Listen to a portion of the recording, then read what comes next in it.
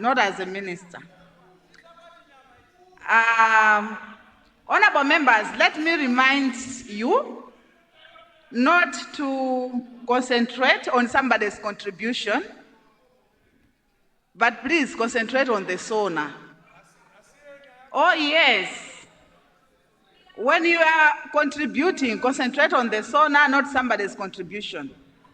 Blantyre City South. Thank you, Second Deputy Speaker, for allowing the people of Blantyre City Southeast to make a contribution to the Sona that was made on Friday. Madam Second Deputy Speaker, it makes me laugh to see everyone that side trying to rewrite or correct the Sona. Madam Speaker, when a leader spends over 3 hours trying to explain what he has done to his people, that means that that leader has done nothing at all. Madam Second Deputy Speaker, I remember the words of a great man who had nothing much to say, but what he said, let the works of my hands prove for me, speak for me. That was late Bingu Amtarika, may he so rest in peace. Madam Second Deputy Speaker,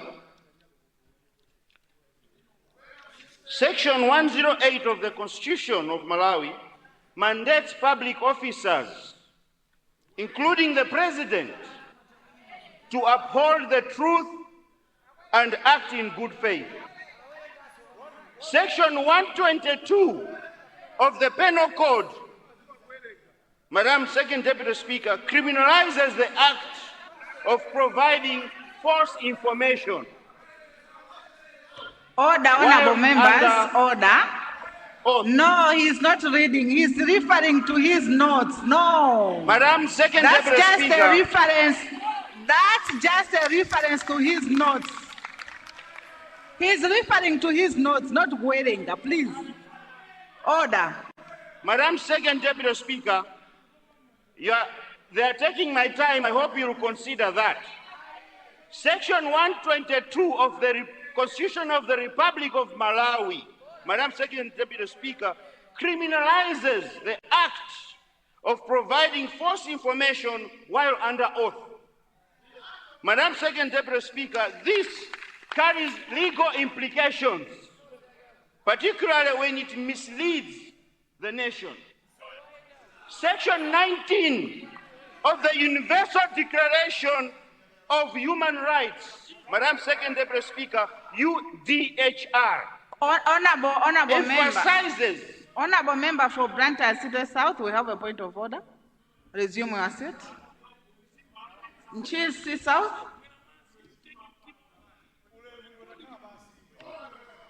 I'm just quoting the Constitution.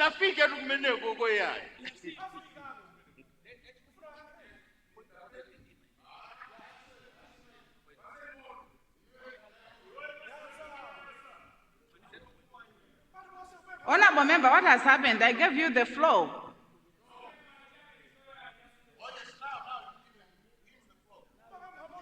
Madam Second Deputy Speaker, Madam, is it in order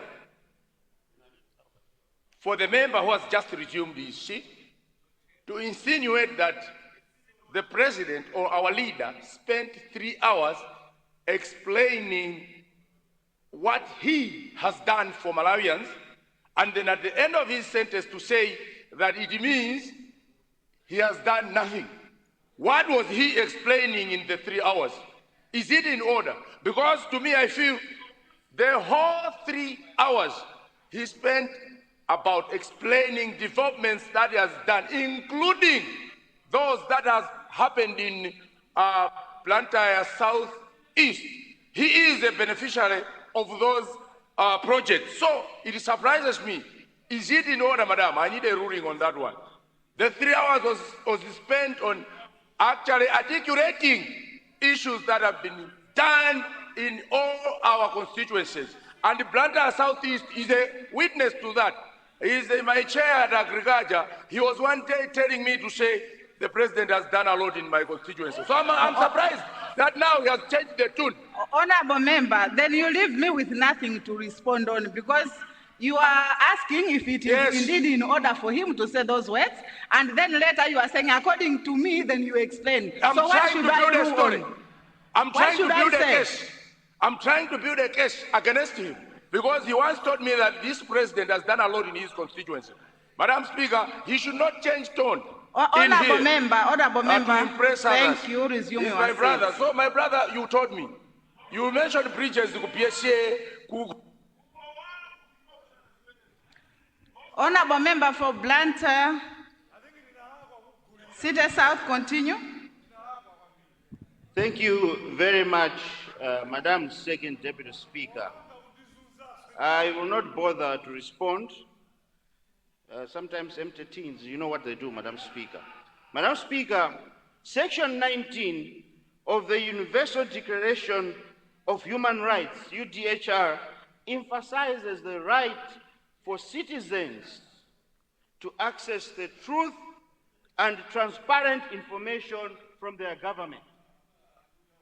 Furthermore, Madam Second Deputy Speaker, when a president is being sworn in, he pledges to uphold the Constitution and lead Malawians faithfully and in just manner. On Friday, Madam Second Deputy Speaker, the President presented his Sona in this honorable house. A Sona that is full of lies and not faithful and unjust. Madam Second Deputy Speaker, Malawians have lost all the trust they had in our President and the office. This is a serious breach of the Constitution and the oath that the President undertook. We, the people of Blantyre City Southeast, Madam Second Deputy Speaker, are demanding that the Sona be scrapped off from the Hansard. This is an honorable house. We cannot keep in our Hansard lies that we cannot prove. Honorable member, this is an honorable house, yes, and no one comes here to tell lies. Yes. Whether a member of parliament or the president, no. Find another way to substitute it, but no one comes here to tell lies. Thank you. Madam Second Deputy Speaker, much obliged. The Sona was full of member, we have another point of order. Okay. Another point of order. Let me check how many minutes. Okay. Leader of the House. Right Honorable Speaker, I never expected anything less than what he's presenting, but I want us to move procedurally. Our standing orders are very clear. They're cited every time, but people choose to start this every day. And I thank you because you have said it, but when people are doing that and they're continuing, that must not be allowed. I'm not gagging anyone, but I stand here as a leader, and we have to respect the standing orders. Secondly, when the president comes here, talks about development, if you have an issue, just talk about that issue. Because as I stand here, he's one of the members of parliament that has spent 245 million kwacha from this government to develop his constituency. 245 million kwacha from this government. Now when he comes here and say the president has done nothing, he's lying, yet he has filled forms and he has gotten 245 million kwacha.